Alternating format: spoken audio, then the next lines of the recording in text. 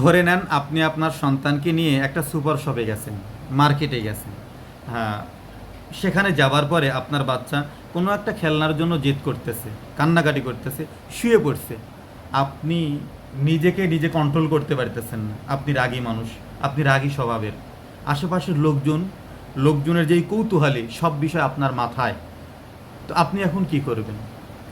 আপনি অভিভাবক, তো আপনি যদি রাগ করেন, ভয় দেখান বা আপনি প্রহার করেন, তো আপনার বাচ্চার উপর এর বিশাল একটা প্রভাব পড়বে। বাচ্চা ভাববে যে এরকম যদি কখনো পরিস্থিতিতে আসে, সেটা হয়তো রাগ করে সেটাকে সামলাতে হয়, বা সেটা হয়তো বোকা ঝোঁকা দিয়ে সামলাতে হয়, অথবা প্রহার করে এটা সামলাতে হয়। আপনি এর বিপরীত কাজটা করেন, সেটা হলো আপনি আপনার সন্তানকে উঠান, এরপর বুকে জড়িয়ে নেন, তারপর সন্তানকে বলেন, আব্বু তুমি কি জন্য কান্নাকাটি করতেছো? তোমার সব কথা আমি শুনবো, আগে তুমি শান্ত হও, তুমি চুপ থাকো, তুমি ধৈর্য ধারণ করো, তোমার সব চাহিদা, তোমার সব ইচ্ছা আমি পূরণ করব।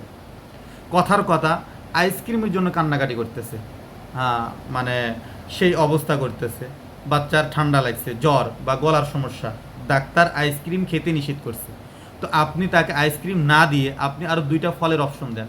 বাচ্চাকে বলেন যে আমি তোমাকে আইসক্রিম দিতে পারবো না, তবে এর বিপরীতে তুমি যদি আপেল আর কমলা এই দুইটার মধ্যে কোনো একটা